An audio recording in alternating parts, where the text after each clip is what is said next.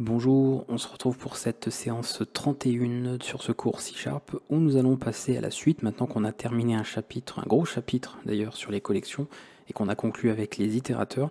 Et là on va aborder d'autres notions, on a encore quelques petites choses à voir en tout cas dans cette playlist. Il y aura sûrement d'autres playlists de toute façon avec le langage C#, mais ici on va déjà terminer avec quelques notions, peut-être un dernier chapitre aussi en fonction de ce que je vais aborder avec vous. Et après on verra un petit peu ce qu'on publiera plus tard au niveau de la chaîne et que vous pourrez utiliser pour manipuler, en tout cas continuer de manipuler et d'aller un peu plus loin avec ce langage de programmation.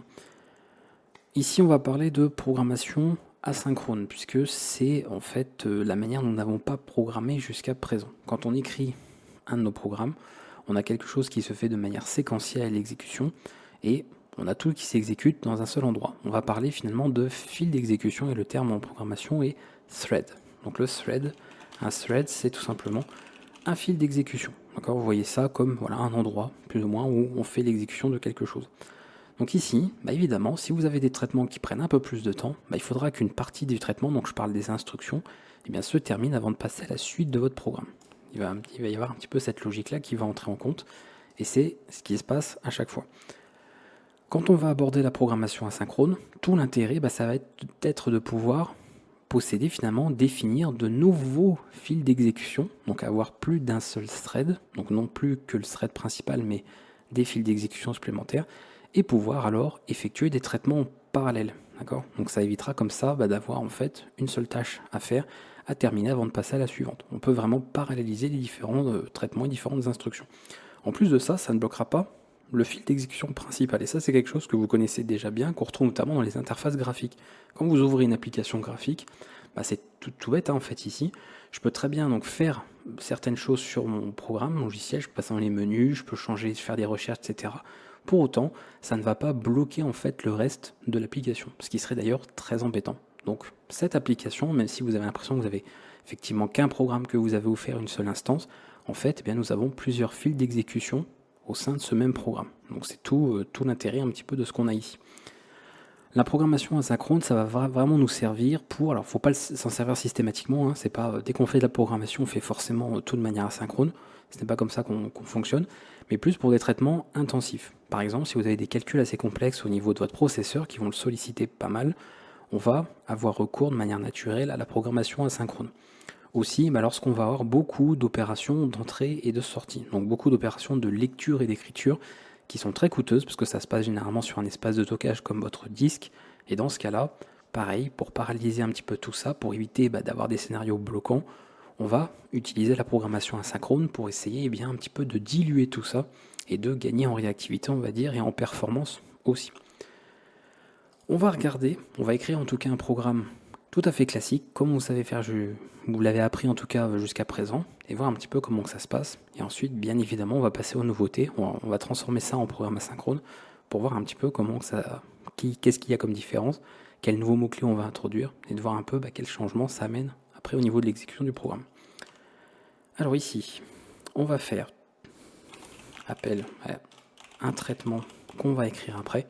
Donc lui, c'est le traitement qui prendra un peu de temps, c'est pour ça que je le mets au tout début de la méthode main. Et ici, on va juste faire write.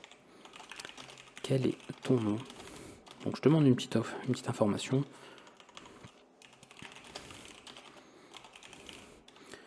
On demande en tout cas à ce qu'elle soit saisie. Et après, on affiche le résultat de tout ça. On va écrire la méthode, jamais public, ça ira très bien. Statique aussi. Donc celle-ci, pas de paramètres, parce qu'en tout cas ici on n'a pas besoin. Et pareil pour qu'on ait des informations un peu visuelles.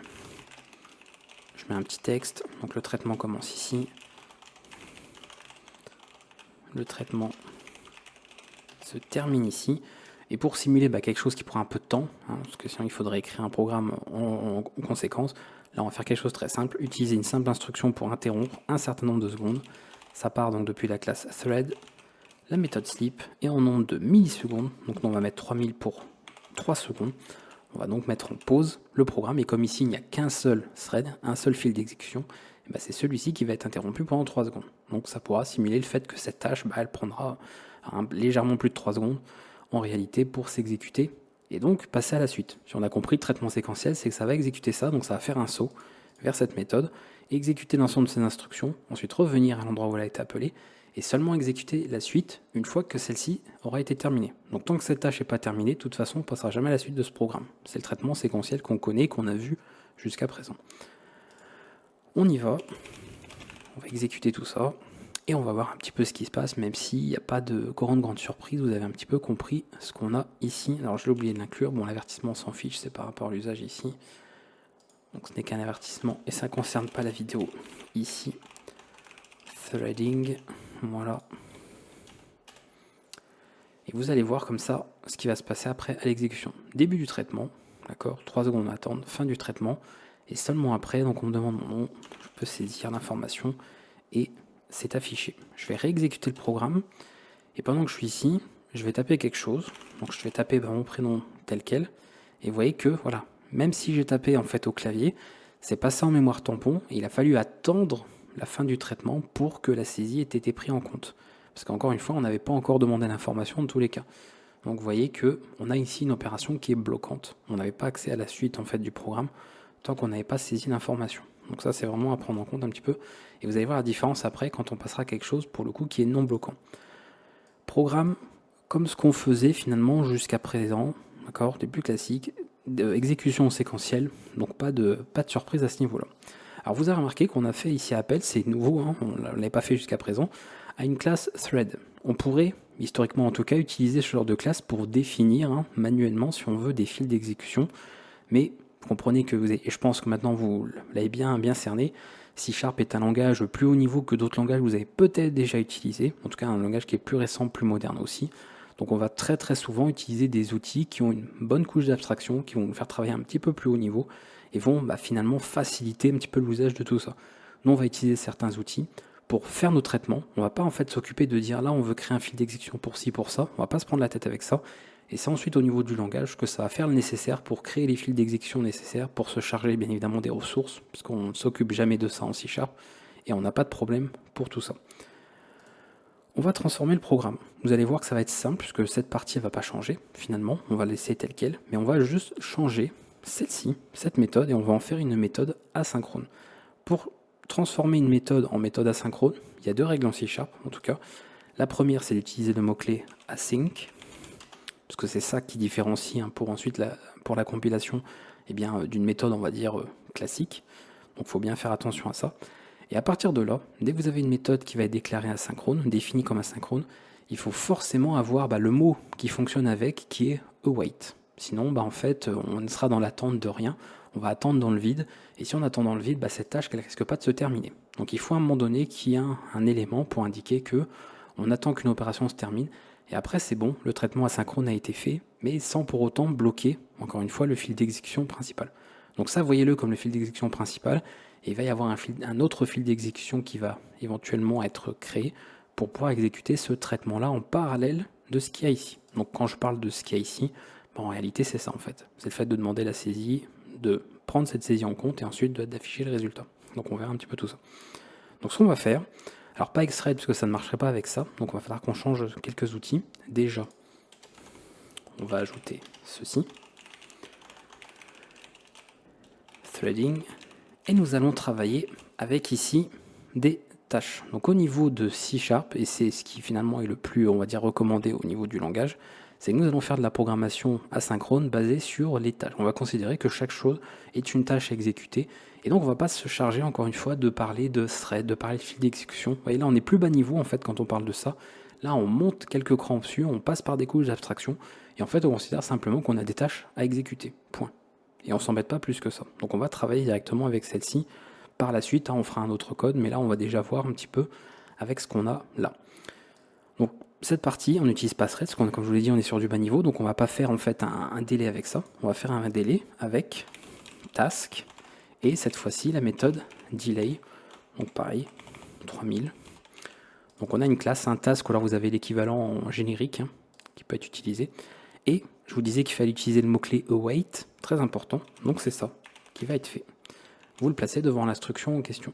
Donc await, et c'est cette tâche qui doit être, en fait, qu'on doit attendre de finir, donc cette interruption de 3 secondes. Et après, c'est bon, on n'aura plus en fait ce traitement qui va bloquer, en tout cas qui sera interrompu, et on pourra passer à la suite. Et de toute façon, là, le fil d'exécution principal, lui, ne va pas être bloqué. Vous allez de toute façon le voir à l'exécution, ça va être très très clair par rapport à ça. Donc juste ça, j'ai ajouté finalement 2 mots, j'ai bien sûr changé la petite instruction qui était le traitement long, on va dire, pour qu'on voie un peu tout ça. Et on va maintenant passer à l'exécution pour voir ce qui se passe. Alors je vais laisser l'exécution telle qu'elle. J'appuie juste sur Entrée, je laisse l'exécution se faire. Là, pas de différent. On voit par contre qu'il y a début du traitement et vous voyez quel est ton nom a été indiqué par contre avant que le message fin du traitement se passe. Donc là, c'est toujours en cours. Pourquoi? Parce que le programme ne quitte pas puisque l'instruction ici, readline, met en attente le programme. Elle interrompt le programme. Sinon, on reviendrait sur le terminal, on aura à nouveau le prompt. Donc le prompt, je rappelle, c'est ça, qui sera affiché pour indiquer que le programme est terminé. Donc là, je peux saisir mon info, il n'y a pas de problème, et la suite se fait. Si je vais un peu plus vite, donc je fais ça, je tape vite le nom, vous voyez que j'ai l'information qui a été saisie, et là, en revanche, on arrive à la fin du programme. Donc, on était ici, ça a affiché cette partie, on arrive à la fin de la méthode main, le programme évidemment se termine, c'est le comportement totalement attendu, donc cette tâche n'a pas eu le temps de se terminer. Elle a été trop longue en fait pour se terminer avant que j'ai saisi l'information. Donc vous voyez un petit peu le changement de comportement qui se produit entre un programme synchrone, ce qu'on avait au début, et ici, la nouveauté, un programme écrit de manière asynchrone. Donc ça change complètement tout. Ça, c'est la première chose que je voulais vous montrer. Un exemple suffisamment simple pour bien introduire tout ça et bien comprendre un peu comment ça marche, puisque les règles vont être un petit peu comme ça. Vous savez ce que c'est, la programmation asynchrone, vous savez dans quel cas on va s'en servir, donc encore une fois, ça ne doit pas être systématique, il faut avoir un besoin de se servir de ça, il ne faut pas le faire pour des choses, ça pour cet exemple que j'utilise, par exemple, aucun intérêt. Voilà. Dans ce genre de cas, le code est tellement simple qu'il n'y a pas grand intérêt à faire de la programmation asynchrone avec ça. Mais sur des cas plus concrets, sur des vrais programmes, c'est un vrai programme aussi, mais des programmes en tout cas plus développés, vous aurez tout un tas d'intérêts en tout cas de vous en servir quand vous aurez des traitements un peu plus coûteux, on va dire. Ok, qu'est-ce qu'on peut changer? On va faire quelques traitements en parallèle, cette fois-ci en utilisant, cette classe-là, parce que là on l'avait utilisé telle quelle juste pour ça. Et là on va justement répéter un certain nombre de traitements, mais en parallèle. Ça ne sert pas forcément à avoir qu'un seul ici, mais on va en faire plusieurs. Donc on va changer ça. Alors par contre, comme moi j'ai pas envie de changer la signature de la méthode main, parce que c'est, on va dire, une convention, on va juste passer par une autre méthode. Donc je vais l'appeler, allez, on va l'appeler myMain, parce que vraiment pas très inspiré là-dessus. Ensuite, on va écrire notre propre méthode, donc toujours pareil, async, mais qui va retourner une tâche. Donc c'est là en fait on va avoir une petite différence. Et myMain, pas besoin de paramètres. Et là nous allons écrire les différentes tâches qu'on va vouloir exécuter. Donc la première, on fera un traitement. Alors je vais enlever ça évidemment pour pas se mélanger. Et ensuite un deuxième. Alors Doom, non, c'est tout. Ici. Alors ça pourrait être le même traitement, T1 et T2, en fait, si la méthode était la même, mais avec des paramètres, donc ce qui permettrait de passer les arguments différents. Mais moi je vais vraiment scinder pour expliquer que les deux tâches sont complètement séparées, qu'on a bien quelque chose de différent. Ça c'est ce que nous avons, et ensuite on va faire attendre, donc avec await à nouveau, parce que je rappelle qu'on est dans une méthode asynchrone, donc le await est obligatoire. Et ici on va indiquer donc de passer à la suite quand tout a été terminé. Donc tout, c'est ce que vous passez en argument. Ici, moi, en l'occurrence, j'en ai 2, mais il pourrait y en avoir beaucoup plus. Comme ça, je mets l'ensemble des tâches. Et après, tous les traitements ont été terminés. Ça, on aura vraiment la suite. Alors ça, si on était sur un programme séquentiel, ce qui se passerait simplement, c'est que cette tâche serait réalisée avec le temps qu'elle prend, et ensuite seulement à la suite, on aurait celle-ci qui est réalisée. Donc on ne pourrait pas avoir les deux qui se font en parallèle, indépendamment du temps qu'elles prennent, et ensuite, dès que les deux sont terminés, hop, donc si on a une qui a eu le temps de se faire en parallèle de la seconde, qui était un peu plus long, ou inversement, ça permettrait comme ça d'attendre moins longtemps. Donc ça là, vous voyez un peu les avantages qu'on peut avoir comme ça de la programmation asynchrone. On va écrire les méthodes, elles ne seront pas bien compliquées de toute façon. Mais elles retournent à nouveau une tâche. Et là, console. On va décidément. Comme je vais mettre comment ça? On va mettre T1. Ceci. On va mettre un petit délai, mais ici de 5 secondes. Et comme ça, on mettra un peu moins long pour la deuxième. Que vous voyez un petit peu au niveau des messages que effectivement, celle qui a fini avant, eh bien, elle renverra son résultat en premier.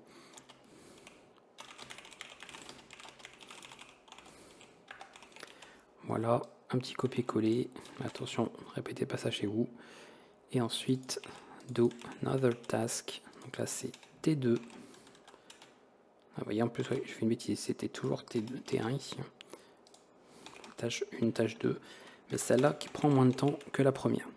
Voilà, comme ça au moins on voit bien ce qui se passe. Donc logiquement, celle-ci doit se terminer avant. Donc elle va se terminer avant, mais pendant les 3 secondes écoulées de la tâche 2, il y aura déjà 3 secondes des 5 écoulées de la première tâche. Vous comprenez un petit peu, encore une fois, le principe ici des traitements en parallèle.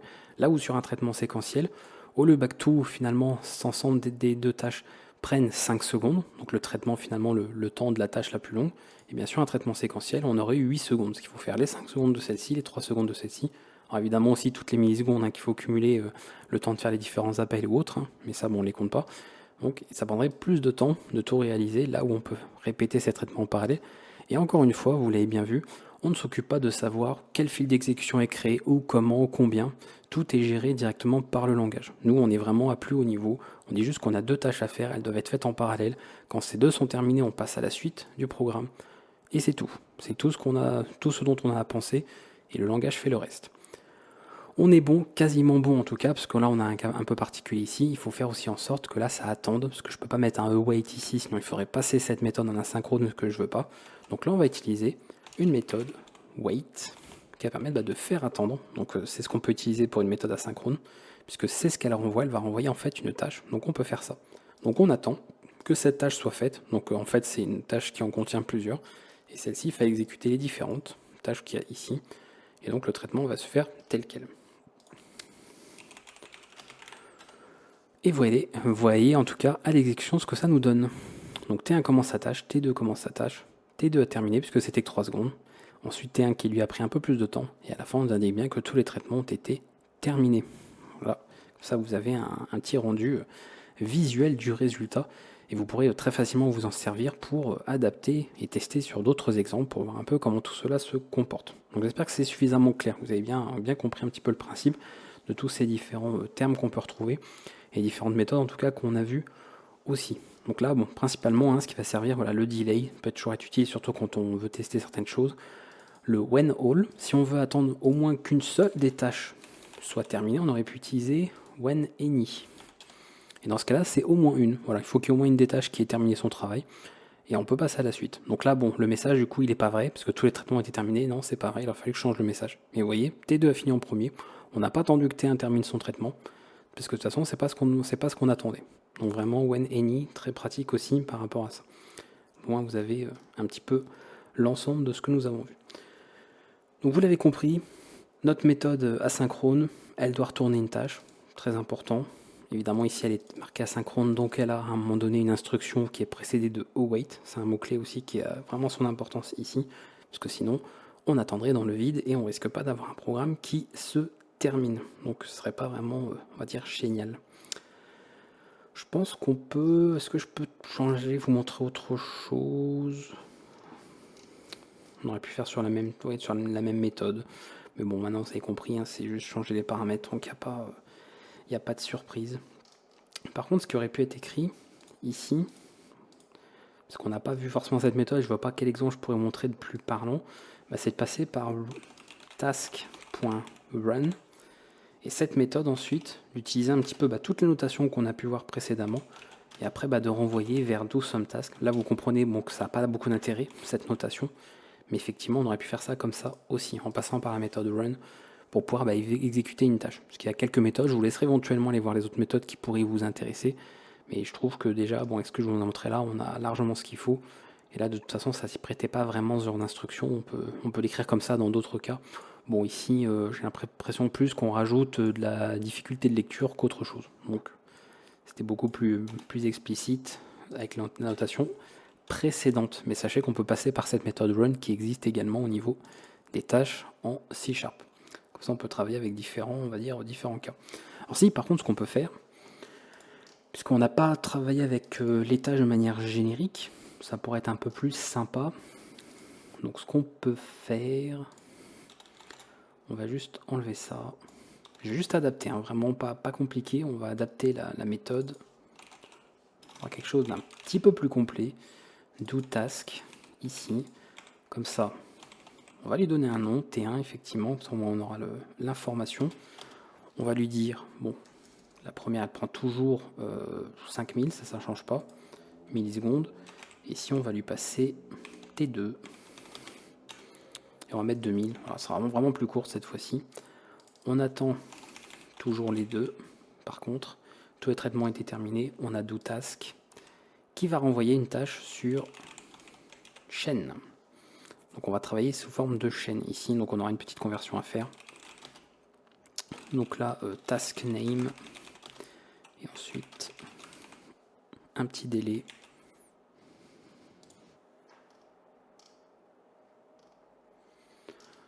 Voilà. Je vais juste faire ça.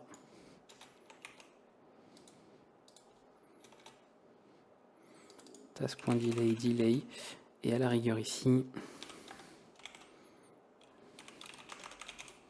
terminer sa tâche. Comme ça, on évite de répéter en fait les choses. Donc petite modification, hein, rien de plus compliqué. C'était juste pour pouvoir utiliser la version générique ici des tâches. Éventuellement, on pourrait récupérer ça comme on veut derrière. Parce que là, je mets sous forme de tâches telles quelles. Donc, en fait, ce sont des tâches, comme vous voyez, qui utilisent ici le type chaîne de caractères. Donc on peut adapter tout ça. Petite modification, c'est cadeau, c'est bonus. J'ai oublié quelque chose, oui, j'ai peut-être oublié la conversion en fait. Par contre, il me met quoi? Les chemins du code n'entendent pas tous une valeur.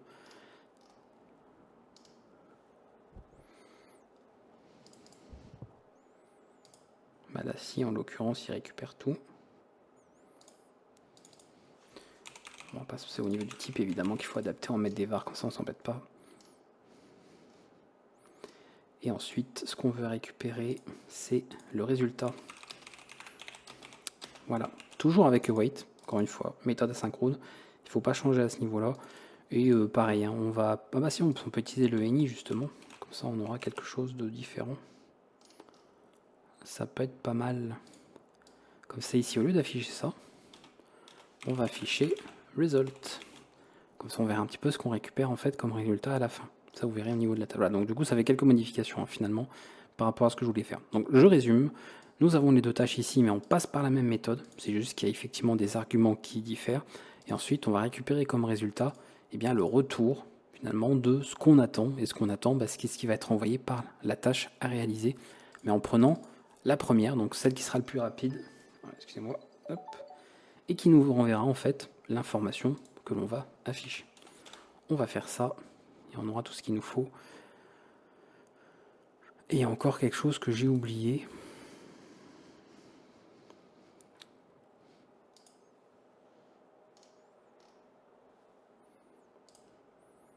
Les types sont bons. Ça, c'est bon aussi.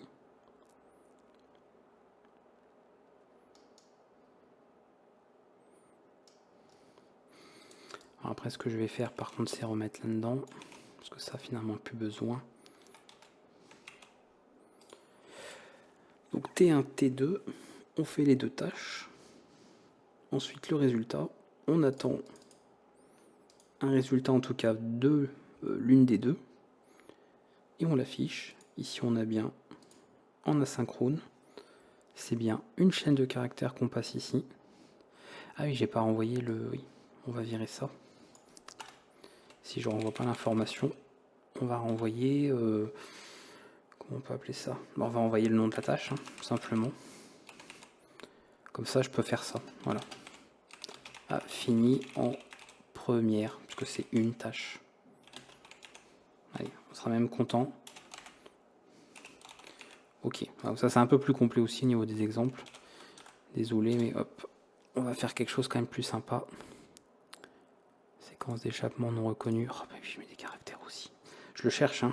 Je le cherche. On est bon cette fois.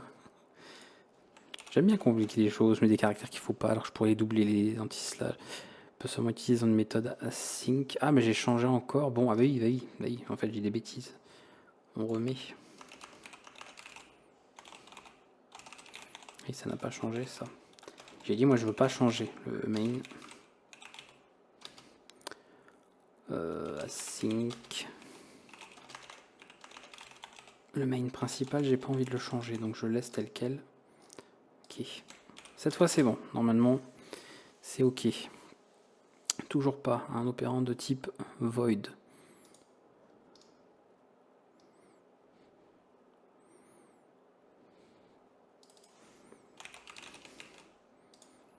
C'est bon cette fois-ci. Ah, des fois, il y a des jours comme ça, ça vous le savez. Ok, bon là évidemment on a un nom voilà, un peu bizarre, mais ça correspond un petit peu à ce qu'on avait ici. Puisque de toute façon on lui a mis ça. C'est vrai que j'aurais pu afficher autre chose, hein, mais bon. Parce que là il m'a récupéré tout l'objet. Mais c'est elle, voilà. La task est bien, la tâche est bien là. Donc on a récupéré celle-ci. Après on devrait faire effectivement éventuellement de la conversion pour être sûr de récupérer ça comme il faut.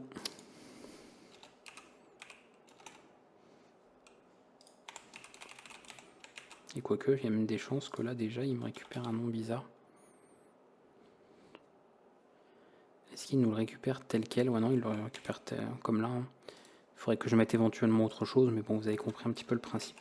Donc le but, encore une fois, bah, c'est là où on a directement la même tâche en fait qu'on appelle à chaque fois. Et par contre, bah, on va retourner bien sûr une version générique, cette fois-ci de la tâche qu'on obtient, parce qu'on peut récupérer un résultat. C'est tout l'intérêt encore une fois que ça renvoie quelque chose. Et une fois que vous avez un objet de ce type-là, forcément vous avez accès à l'ensemble des méthodes. C'est pour ça que toutes ces choses-là sont possibles, sont utilisables par rapport à ce qu'on a fait jusqu'à présent. Donc il ne faudra pas hésiter bien sûr à voir un peu comment tout ça fonctionne un peu plus en avant, parce que comme d'habitude sur les vidéos on ne peut jamais tout montrer tous les scénarios, et puis ce serait de toute façon une très mauvaise idée, parce que les gens ne feraient que recopier ce qu'il y a dans les vidéos, et c'est pas comme ça qu'on apprend en tout cas en mimant. Il faut que vous travaillez aussi de votre côté, que vous fassiez un petit peu les choses, que vous adaptez, que vous posez des questions, que vous interrogez, que vous regardez un peu comment ça marche, etc. pour mettre en pratique et assimiler un peu tout ça. Je ne vais pas vous laisser quand même avec ce que je vous ai montré ici, on va peut-être aller un petit peu plus loin pour terminer, on va faire un petit bonus, parce que là on a vu quand même, on a vu l'outil le plus pratique, hein, on va dire la programmation asynchrone par les tâches, et c'est ce qu'on va faire pour des traitements assez intensifs, mais il est possible que vous ayez besoin parfois d'avoir quelques tâches légères en fait qui vont pas être longues, hein. Alors là, bon, attention, hein, c'était pas très long, les exemples que j'avais donnés avec quelques secondes, puisqu'on fait ça sur des exemples de cours, mais si vous avez des tâches vraiment qui sont de courte durée, et qui ne sont pas très intensives, qui ne sont pas très lourdes, on peut utiliser d'autres outils, notamment un pool de fils d'exécution, donc un pool de thread, et on peut utiliser ce genre d'outil-là. Donc je vais vous montrer aussi ce que ça donne en termes de code, pour qu'on voie un petit peu ça, qu'on l'ait abordé en tout cas. Et après, pareil, vous pourrez aller beaucoup plus loin avec ça, et voir un peu ce qu'on peut faire. Alors, on va utiliser quelques collections, parce que le but, c'est d'avoir plusieurs traitements. Donc on fera une liste, on va faire ça comme ça. Je vais enlever tout ça. On va tout enlever. Voilà. On enlève tout. Moi, je préfère parce qu'après, sinon, on laisse la moitié du code, on ne sait plus où on en est. C'est de la galère, donc au moins là, on s'y retrouve mieux. On y va et on terminera la séance avec ça. Début du programme principal. On va mettre début du fil d'exécution principal. Ça, c'est juste pour vous, pour avoir un petit peu en fait quelques informations.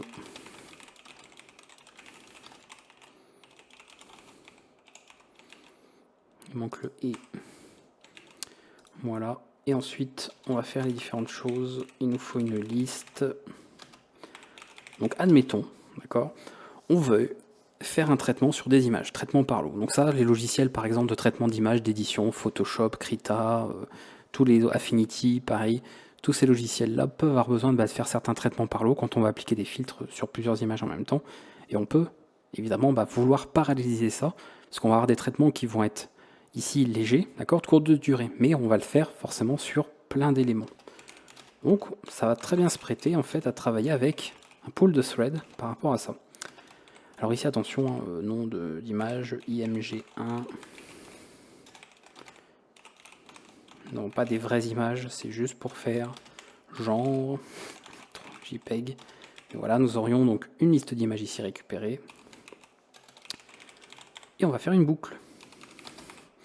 Alors, je ne vais pas utiliser i parce que c'est utilisé généralement pour autre chose, donc on va mettre image, img, images, ok. Et là, on va utiliser un pool de thread. Donc là, c'est la petite nouveauté. Thread pool, on va faire un Q, alors QUE, que je me gourre pas parce qu'à chaque fois, sinon on oublie la moitié. Work item, et ici, le traitement, est ce que l'on passe au traitement en question. Donc finalement, on va avoir une méthode qu'on va appeler comme ça, et on va passer by img, puisque c'est le nom ici de ma variable, à chaque fois qu'on a temporaire pour chaque itération de boucle. Est-ce qu'on fait attendre? Non, pas forcément. Si on fait ainsi, parce qu'après, comme là, j'ai pas vraiment d'attente sur mon programme, j'avoue que pas de mal, on va faire ça comme ça. Et on va conclure avec la méthode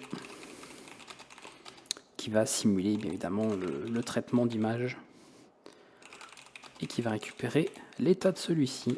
Donc là, on passe à un objet, puisqu'on n'a pas forcément idée de ce qu'on a réellement, hein, on veut quelque chose d'assez générique. Et après, on va travailler avec ça. Donc là, je vais effectivement faire une petite conversion. Ça va nous servir de l'état, parce qu'on va travailler avec des chaînes de caractères, ici en tout cas en l'occurrence.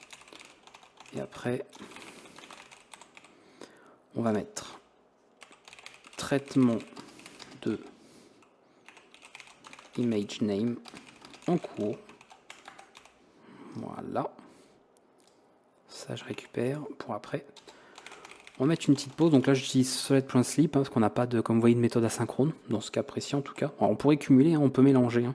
N'oubliez pas, en développement, il ne faut pas hésiter des fois à combiner des techniques, combiner des algorithmes, combiner des choses qui peuvent très bien fonctionner ensemble. Donc ça, il ne faut pas avoir peur.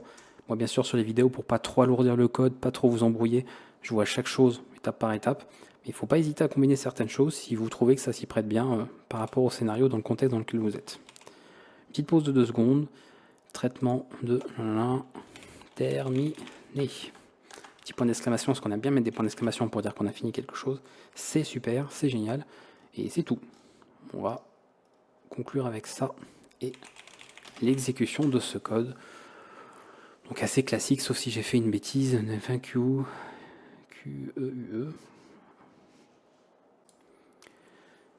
C'est QUser, je crois. Je confonds, je crois que c'est ça. QUser work item. Et on passe ici la fonction de rappel et ici l'objet en question, qui en l'occurrence sont juste des chaînes de caractères, d'où la petite conversion. Je crois que c'est ça. C'est mieux, voilà. Donc début du fil d'exécution principal, il fait le différent traitement. Bon là j'ai mis le même nombre de secondes pour chaque image, donc évidemment on voit pas forcément des choses qui se font un petit peu dans le désordre. Et ensuite vous voyez que les traitements se terminent, donc là 3, 1, 2, et fil d'exécution principal aussi qui s'est terminé. Donc là, 1, 2, 3, puisque c'est l'ordre qu'on a, 2, 3, 1, voilà. Donc vous voyez, c'est pas forcément le même ordre dans lequel ça se termine. Parce que là, comme c'est un petit peu tout au même moment, bon, bah, ça se fait en fonction des cycles qu'on a à l'exécution du programme. Donc sur un exemple réel, bien sûr, bah, on aurait des temps différents, et pas forcément un traitement qui prend toujours le même temps selon l'image, parce que c'est pas forcément la même image. Et donc vous verriez quelque chose de différent. Donc l'intérêt ici, c'est qu'on sait qu'on a certes plein de traitements, mais ils sont courts, ils sont légers. Donc on met ça dans un pool directement. On fait faire la tâche en question, donc le traitement en question, et pareil, vous voyez, pas une seule fois on crée de thread, on définit de thread manuellement. Voilà, de toute façon sur cette séance, on n'aura jamais une seule fois créé de thread manuellement, et on aura utilisé cette classe seulement pour faire des interruptions quand on n'est pas dans des méthodes asynchrones. Donc c'est le seul usage qu'on aura eu de la classe thread, qui est encore une fois plus bas niveau que le reste.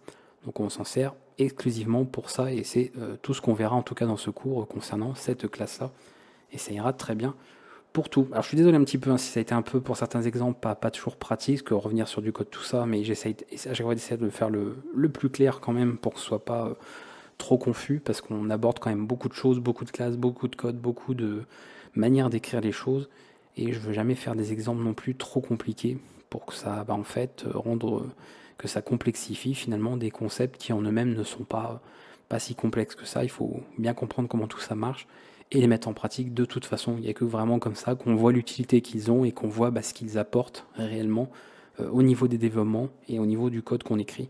Donc à vous de voir un petit peu tout ça de votre côté. S'il y a des questions, dans tous les cas, s'il y a des choses qui n'ont pas été suffisamment claires, parce que comme toujours, ça peut arriver, eh bien, vous avez les commentaires, proposez vos différentes questions, que je puisse apporter des réponses supplémentaires que j'aurais pas forcément données dans cette vidéo.